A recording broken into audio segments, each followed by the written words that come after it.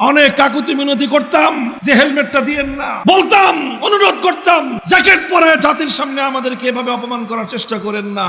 আরে এমনও দৃশ্য দেখেছি, আমরা কোর্টের গারদে 15 জন 20 জন বন্দী আছে, সকলের জন্য খাবার আসতেছে, ওই সমস্ত বন্দীরা আমাকে একটু আপ্যায়ন করতে চায়, পুলিশরা বলতো যে সবাইরে খাওয়ান, কিন্তু হুজুরদের খাবার দিতে পারবেন না। কেন? সিসিটিভিতে দেখতেছে, যদি ওনাকে কেউ খাবার দিচ্ছেন দেখা যায়, আমাদের একটারও চাকরি থাকবে না। আমাদেরকে কোর্টে যখন তুলতো, আমাকে কোর্টে তুলবার সময় আমাদের চরম আপত্তির মুখেও একটা হেলমেট পরাতো, বুলেট প্রুফ জ্যাকেট পরাতো, আর এইভাবে জ্যাকেট পরায়, হেলমেট পরায়, হাতের মধ্যে হ্যান্ডকাপ লাগায় মিডিয়ার সামনে আমাদেরকে তুলে ধরতো। অনেক কাকুতি মিনতি করতাম যে হেলমেটটা দিয়েন না, বলতাম, অনুরোধ করতাম, জ্যাকেট পরে জাতির সামনে আমাদেরকে এভাবে অপমান করার চেষ্টা করেন না। পুলিশরা অনেক সময় চোখের পানি ছেড়ে দিয়ে বলতো যে হুজুর কিছুই করার নাই, উপরের অর্ডার, উপরের অর্ডার। আরে এমনও দৃশ্য দেখেছি, আমরা কোর্টের গারদে 15 জন 20 জন বন্দী আছে, সকলের জন্য খাবার আসতেছে, ওই সমস্ত বন্দীরা আমাকে একটু আপ্যায়ন করতে চায়, পুলিশরা বলতো যে সবাইরে খাওয়ান, কিন্তু হুজুরদের খাবার দিতে পারবেন না। কেন? সিসিটিভিতে দেখতেছে, যদি ওনাকে কেউ খাবার দিচ্ছেন দেখা যায়, আমাদের একটারও চাকরি থাকবে না। এইভাবে দিনের পর দিন, এইভাবে 3টা বছর এক একটা করে দিন কেটেছে, এক একটা দিন মনে হয়েছিল হাসরের মাঠের দিনের মতো। আমরা এগুলো সহ্য করেছি, আলহামদুলিল্লাহ, আলহামদুলিল্লাহ সহ্য করেছি। এর বিনিময়েই দিয়েছেন আল্লাহ পাক 2024 সালের 5ই আগস্ট দুপুর বেলায় আমাদেরকে কোথাও মাহফিল করতে হয় নাই, কোথাও মঞ্চ করতে হয় নাই, কোথাও সমাবেশ করে মূর্তির বিরুদ্ধে আমাদেরকে কোনো কথা বলতে হয় নাই। আমাদের সেই 4 বছর আগের কথাগুলো আল্লাহ পাক টেকনাফ থেকে তেতুলিয়া প্রত্যেকটা ইমানদারের হৃদয়ের মধ্যে ঝংকার তুলে দিয়েছেন।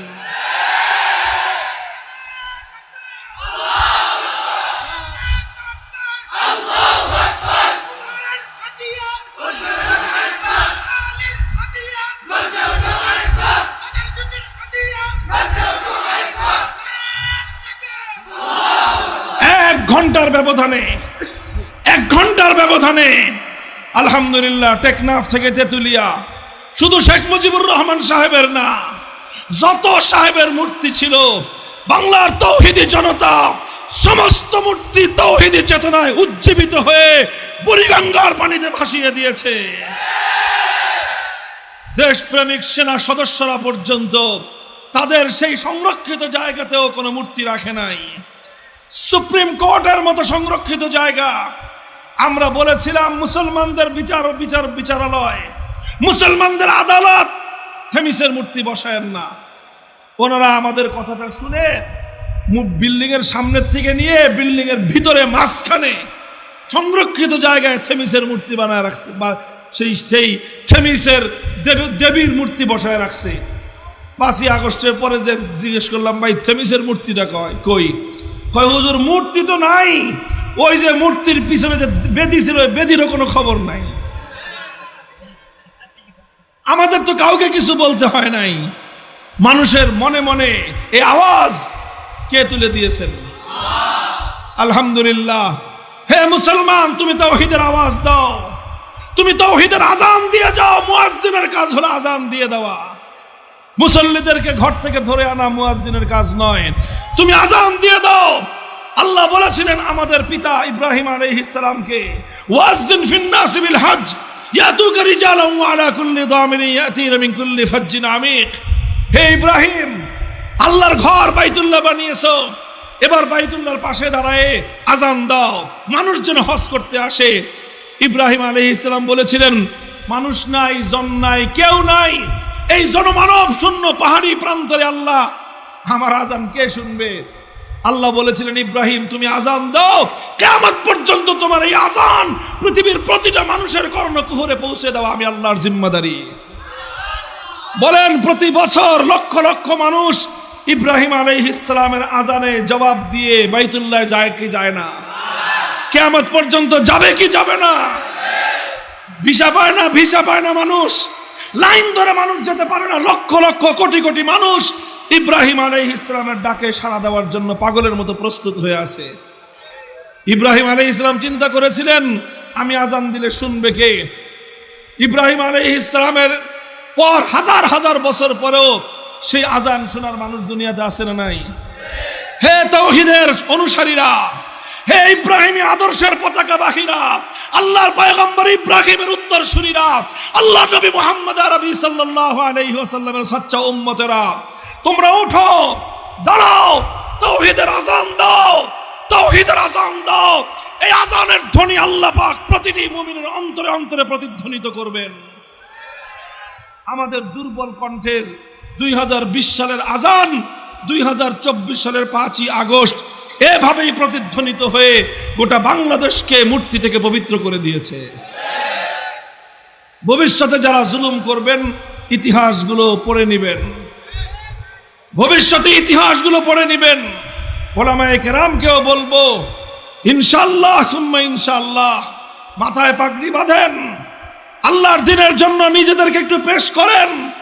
আল্লাহ তো আমাদের কাছ থেকে ইমাম আবু হানিফার মতো এত কঠিন পরীক্ষা নেবেন না। আল্লাহ আমাদের কাছ থেকে ইমাম মালিক আর ইমাম আহমদের মতো এত কঠিন পরীক্ষা নেবেন না। আমরা দুর্বল, আমরা একটু কদম উঠাই, একটু সাহস করি, আল্লাহ পাক ইনশাআল্লাহ সাহায্য করবেন এবং হকেরই বিজয় হবে ইনশাআল্লাহ। কথা বলেন ঠিক না বেঠিক? মুহতারাম হাজিরিন, ইনশাআল্লাহ এভাবে আল্লাহর দিনের জন্য প্রস্তুত আছি তো? প্রস্তুত আছেন তো? 5ই আগস্টের বিপ্লব মনে রাখবেন, এটাকে যে যেইভাবে ব্যাখ্যা করুক না কেন, এটাকে যে যেভাবে বিশ্লেষণ করুক না কেন, 5ই আগস্টের যে অভ্যুত্থান, এর যে বিপ্লব, এই বিপ্লবের যেই দৃশ্য সারা দুনিয়া দেখেছে, একটা দৃশ্যই দেখার মতো হয়েছে, সেই দৃশ্যটা হলো মূর্তির অপসারণ। কাজেই 5ই বিপ্লবের আইকনিক যে সিম্বল, 5ই আগস্ট বিপ্লবের আইকনিক সিম্বল হলো মূর্তির বিরুদ্ধাচরণ। এদেশের মানুষ মূর্তিকে বরদাস্ত করে না। হিন্দুরা তাদের মন্দিরে মূর্তি রাখবে, সেটা তাদের ধর্মীয় ব্যাপার, ওটা নিয়ে আমাদের আপত্তি নাই। কিন্তু মুসলিম জনপদে রাষ্ট্রীয় ব্যয়ে রাষ্ট্রীয়ভাবে কোনো মূর্তি বানানো যাবে না। যদি আবার কেউ অপকর্ম করে, আবার শাহজালালের উত্তরসূরিরা আবার গৌর গোবিন্দের বিরুদ্ধে মাঠে নামবে ইনশাআল্লাহ। হ্যাঁ, প্রস্তুত আছেন তো? পাহারাদারি করবেন, পাহারাদারি। আমি একটা কথা আমি এই গ্রেফতারের আগেও বলতাম, এখনো বলি, এই দেশে আমরা ভাড়াটিয়া হিসেবে থাকবো না। এটা খরিদা সূত্রে জমিনের মালিক আমরা। টাকা দিয়ে কিনি নাই, বুকের রক্ত দিয়ে কিনেছি। 200 বছর পর্যন্ত ইংরেজদের বিরুদ্ধে লড়াই করেছে আমাদের পূর্বপুরুষরা, স্বাধীনতার সংগ্রাম করেছে আমাদের পূর্বপুরুষরা। হাজী শরীয়তুল্লাহ তিতুমিররা এমনিতেই লড়াই করে নাই, আল্লাহর দ্বীন কায়েম করার জন্য লড়াই করেছে। আর সেই স্বাধীন ভূখণ্ডে উড়ে এসে তোমরা জুড়ে বসবা, আমাদের কাছ থেকে ভাড়া চাইবা, একেবারে হাত ভেঙ্গে ধরায় দিব হাতের মধ্যে। হিম্মত নিয়ে থাকবেন এদেশে। জোরে কথা কই, কয় হুজুর খালি জোরে কথা কয়। বেটা আমি কই জোরে কথা বলুন না তো? তোরা যারা গায়রুল্লাহর কথা বলিস, তোরা যারা মাখলুকের কথা বলিস, তোদের কথা বিড়ালের মতো হবে, আমাদের কথা সিংহের মতো হবে।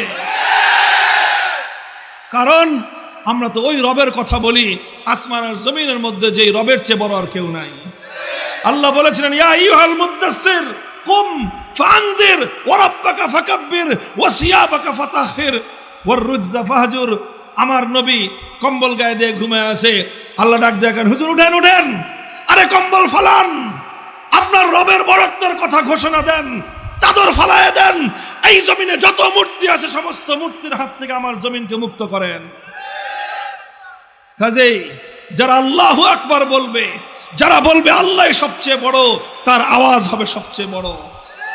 আর যারা আল্লাহর আইনের বিরুদ্ধে কথা বলবে, যারা আল্লাহর দ্বীনের বিরুদ্ধে কথা বলবে, বড় কণ্ঠে কথা বলতে দেখলেই ওর কণ্ঠ চাইপে ধরবে। বেটা চোরার কথা বলস, আবার জোরে কথা কিসের? একমাত্র ইসলামের কথা জোরে হবে, আর ইসলাম বিরোধী সমস্ত কথা বিড়ালের মতো মিমু করে বলবা। হ্যাঁ, সূত্র ঠিক আছে কিনা? সূত্র এটা মনে রাখবেন। হযরত ওমর ফারুক রাদিয়াল্লাহু আনহুর সূত্র এটাই ছিল, আলাসনা আলাল হাক্কি ওয়া হুম আলাল বাতিল আলাইসা কাতলানা ফিল জান্নাতি ওয়া কাতলাহুম ফিন নার। হক আর বাতিলের যখন লড়াই হয় তখন হকের ঝান্ডাবাহীরা মারা গেলে জান্নাতে যাবে, আর বাতিলপন্থীরা মরলে যাবে জাহান্নামে। তাহলে তারা যারা জাহান্নামে যাবে, ওরা যদি মাথা নত না করে, আমরা যারা মরলেই জান্নাত কনফার্ম, আমরা কেন মাথা নত করব?